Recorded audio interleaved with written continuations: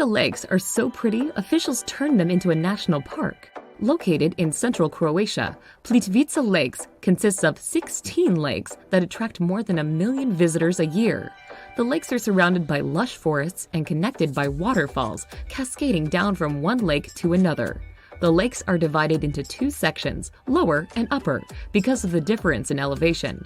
The best way to see the lakes is walking. On the route, you might even see some wildlife.